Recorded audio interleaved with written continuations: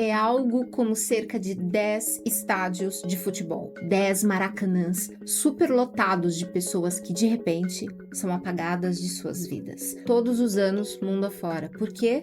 Foram apagadas porque trabalharam demais. E é por isso que essa tal jornada de 6x1 pode estar literalmente te matando ou matando aos poucos alguém que você ama muito. Isso é a ciência explicando essa situação. E esse dado que eu compartilhei com você vem de um estudo da Organização Mundial da Saúde que revelou que jornadas extenuantes de trabalho estão ligadas a cerca de 745 mil mortes por ano no mundo inteiro. Chato olhar para a vida assim, né? Sem os filtros, sem os romantismos do capitalismo. Mas respira fundo e continua aqui comigo, porque aqui vai um detalhe que geralmente passa despercebido, mas é crucial.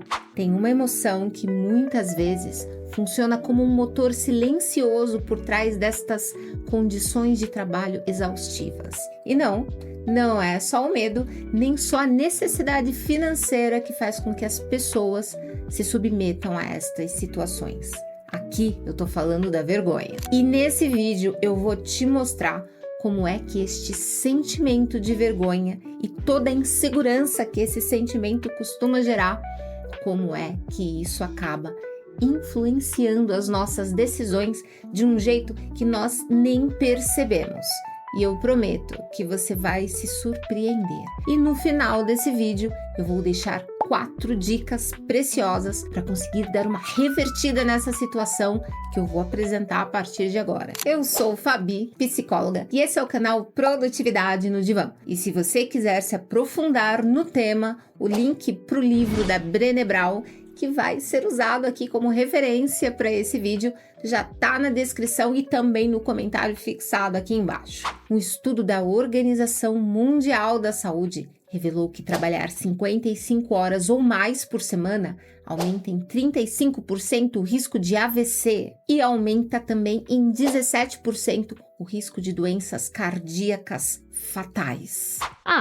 Mas na jornada 6x1, nós estamos falando de apenas 48 horas de trabalho, certo?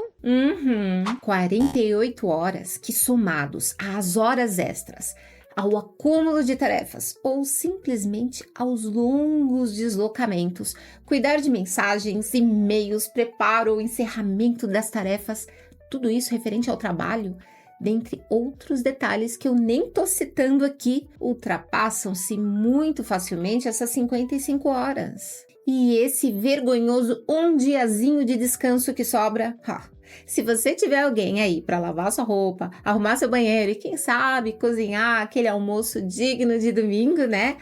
Porque, convenhamos, com tudo isso para fazer, esse diazinho, coitado, ele tá mais para estagiário mal pago do que para um descanso de verdade. Se é insuficiente para carregar a bateria do celular, quem dirá a sua? E ai, seu danadinho, se você acha que isso não é problema pra mim, porque eu sou jovem, sou saudável, sou imbatível. Então, cuidado com spoiler. Estas mortes que eu citei geralmente não acontecem em curto tempo mesmo não. Passam alguns anos ou até algumas décadas depois de você ter iniciado essas jornadas super longas de trabalho. É como viver numa casa cheia de infiltrações invisíveis. Parece que tá tudo bem, até o teto começar a desabar, mas o impacto vai além do coração e da circulação. Essas longas jornadas de trabalho também estão ligadas a problemas como insônia, ansiedade, depressão, contribuem demais da conta com comportamentos que são prejudiciais para a má alimentação, uso excessivo de álcool. E se você acha que tá imune só porque Não. Eu só tô nessa fase só agora mesmo, só por enquanto mesmo. Cuidado! Esse tipo de rotina destrói silenciosamente o corpo e a mente ao longo do tempo. E aqui vai um detalhe que ninguém te conta. Por que é que nós nos sujeitamos a essas condições? Será que é por falta de opção? Geralmente, possivelmente. Será que é porque nós vivemos num sistema exploratório como o capitalismo? social. Aham, sem dúvidas. Mas também tem um componente emocional poderoso que poderia estar presente em qualquer outro sistema, incluindo dentro ou fora do mundo do trabalho, mas que nós não podemos ignorar. O medo do julgamento, o medo de parecer fraco. E olha ela aqui, a vergonha. E a verdade é que a vergonha não é só um sentimento, ela é um mecanismo social que nos mantém paralisados. Quantas vezes você já ouviu frases como: Se você não aguenta o tranco, não tem problema. Tem quem aguente no seu lugar. Ou Tem que ser forte para pagar o preço do sucesso. essa cultura de não reclame, só trabalhe, acaba usando a vergonha como uma forma de controle social. Ela faz a gente engolir condições insustentáveis, porque nós temos medo de parecer incompetentes ou preguiçosos. E fica atento, isso pode ser lá na empresa, mas facilmente pode estar acontecendo na sua casa também, hein? Fica atento. Pensa comigo, quantas ideias brilhantes você já deixou de compartilhar porque achou que seriam simplesmente ridicularizadas? Quantas vezes você se calou numa reunião porque você teve medo de parecer burro diante dos outros, diante dos olhos alheios, ou sei lá, simplesmente despreparado e ficou calado? A vergonha é como uma âncora emocional. Ela nos trava. Ela suga a nossa energia e faz a gente duvidar das nossas próprias capacidades. E no final, quem é que perde, meu docinho? Você perde. A equipe a qual você pertence perde. E, ironicamente, a produtividade que o sistema tanto exige de você, ela perde demais. E aí ela acaba vindo pra cá, pro meu divã, fazendo terapia comigo. O tiro sai completamente pela culatra. Ninguém ganha verdadeiramente com isso, não. Então, como é que a gente faz para quebrar esse ciclo? E a resposta pode parecer contraintuitiva, mas ela está na vulnerabilidade. Mas calma, vulnerabilidade não é se expor sem critério ou sair contando seus problemas para todo mundo, não. Por favor. Aqui é sobre coragem que a gente está falando. Coragem de ser honesto, de admitir que não sabe algo e que precisa de ajuda. A Brené Brown, que é especialista nesse tema, ela explica que a vulnerabilidade é o berço da inovação, da criatividade, do crescimento. E faz sentido, né? Se você não se arriscar a parecer bobo de vez em quando, como é que você vai ter ideias novas ou tentar alguma coisa que ninguém tentou antes? Tem que poder se arriscar. E sabe o que é mais interessante? Quando você se permite ser vulnerável, quando você admite que está vulnerável, você ganha uma capacidade para poder criar um ambiente de confiança, de colaboração. Você consegue mostrar para os outros que você é humano. Você dá permissão também para que eles sejam humanos e não heróis. E é assim que as equipes fortes e criativas nascem. Mas vamos além. Essa questão da vulnerabilidade não é só sobre relações no trabalho ou conexões pessoais, não. Quando a gente olha para o impacto destas jornadas de trabalho super exaustivas, quando a gente olha para o adoecimento coletivo que elas geram, a vulnerabilidade também aparece como uma ferramenta poderosa de resistência, porque reconhecer a nossa vulnerabilidade, admitir que tem alguma coisa errada sim, e que nós estamos sendo explorados, é o primeiro passo para poder sair deste ciclo de culpa, de autojulgamento que o sistema tenta nos impor. Então pensa nisso. Quantas vezes você já acreditou que o problema era seu, só seu? Acreditou que se você não dorme o suficiente é porque você é indisciplinado, que se você não cozinha bem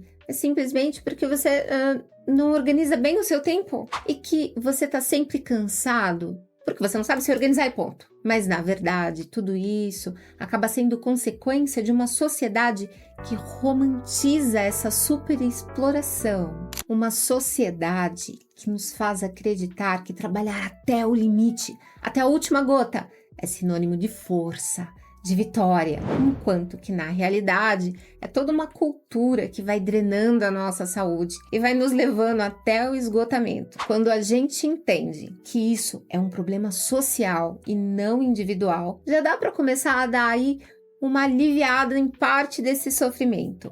No mínimo, porque você começa a entender que o problema não é que você seja incapaz, não é que você seja uma pessoa fraca, que você não se esforça o suficiente. Quando a gente começa a sair da bolha da individualidade, a gente começa a enxergar que a gente não está sozinho. Mais do que isso, ao falar sobre as nossas vulnerabilidades, ao admitir que estamos sim adoecendo. E me escuta aqui, com quase total certeza, você tem alguma partezinha aí adoecida sim, que eu te conheço. Eu posso até não saber o seu nome, mas você é sangue do meu sangue. A gente é tudo muito igual e é quando a gente reconhece e fala das nossas vulnerabilidades, é aí que a gente abre espaço para as mudanças reais. Por outro lado, é muito interessante perceber que uma das formas eficazes de manter essa superexploração funcionando é manter o silêncio sobre isso. É fazer com que cada pessoa ache que o problema é dela, que ela não está sendo forte o suficiente. Então, quando a gente se organiza socialmente e enxerga a nossa realidade sem estes filtros, a gente percebe que tem sim espaço para criar soluções concretas. E as grandes mudanças começam exatamente assim, com alguém dizendo basta. Ah, importante, não se deixe enganar pelas narrativas de sucesso que enaltecem várias pessoas de sucesso pela internet, Instagram, revistas de celebridades como trabalhadores incansáveis.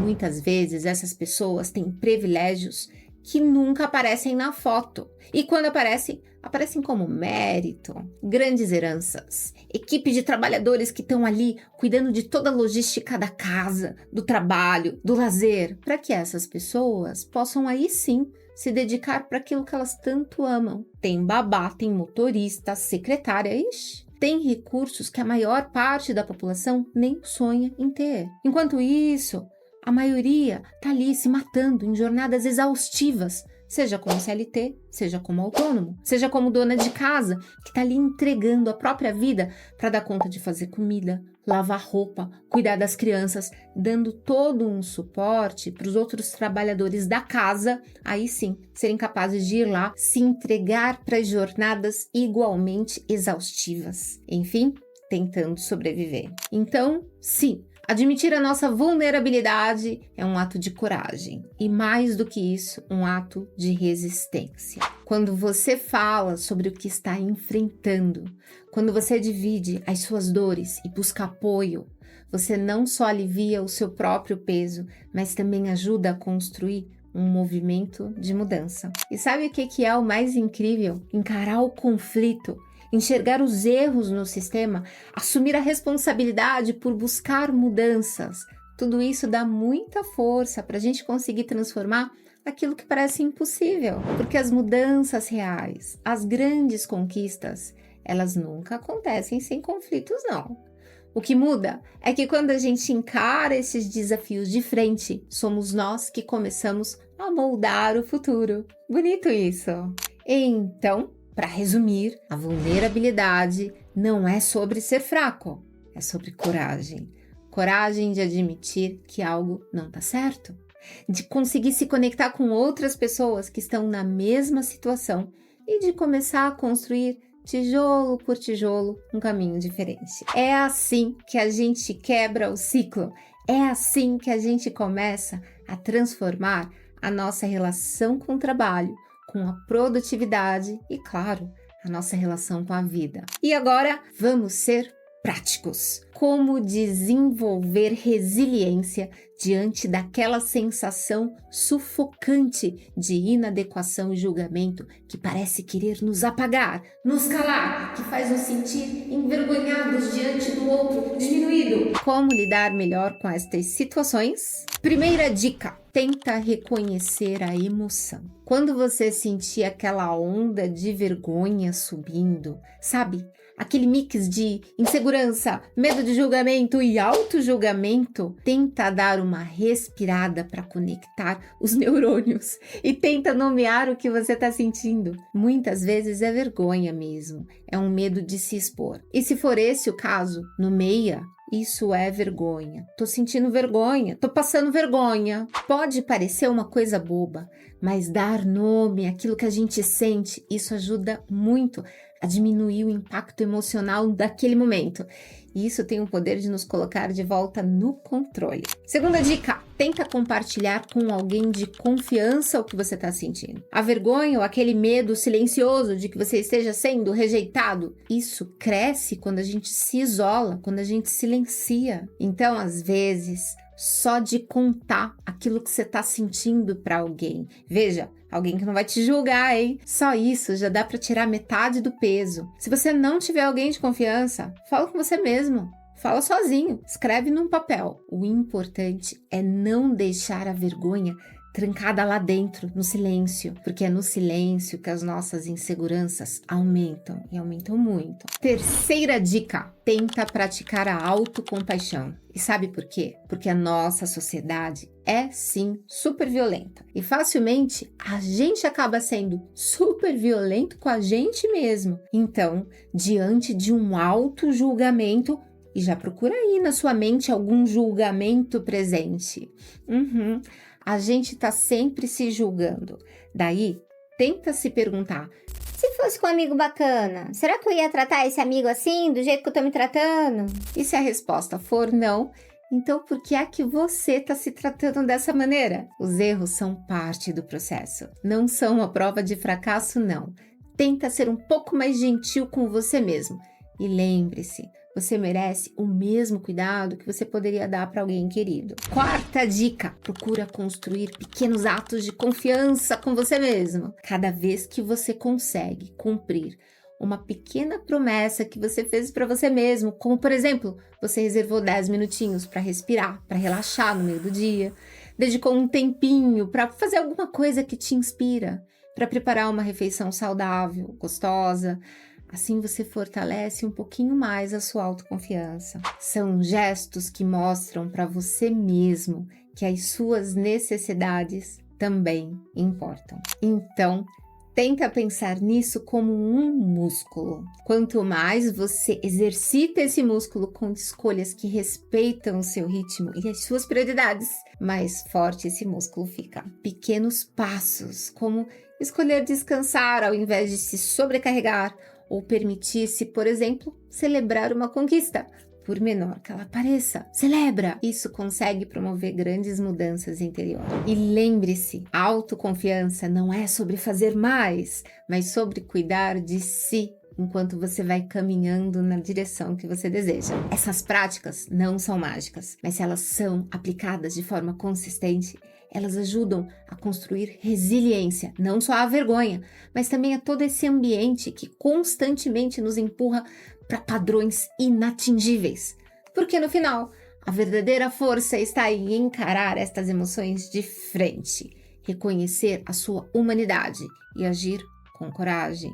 Um passo pequeno de cada vez. Se nós vivemos em uma sociedade onde o sacrifício é romantizado e normalizado a ponto de virar uma condição de sobrevivência, nós temos que ficar atentos. E a boa notícia é que a gente pode mudar tudo isso. Tudo muda nesse mundo a todo instante, inclusive. Então, comece se questionando, conversando, se permitindo enxergar as suas vulnerabilidades e lembre-se, as nossas inseguranças só têm poder enquanto estão mantidas no silêncio. Quando a gente fala, a gente gera um poder de mudança. E quando a gente fala junto, então, aí que tem muito poder mesmo. E se você gostou desse vídeo, então não esquece de curtir e compartilhar. E se quiser continuar nessa jornada, tem uma playlist aqui no canal sobre como equilibrar a vida e o trabalho, que complementa o que a gente conversou hoje aqui. Eu vou deixar aqui na descrição e no comentário fixado aqui embaixo. Muito grata por ficar comigo até aqui. Um beijo e até a próxima! Mua!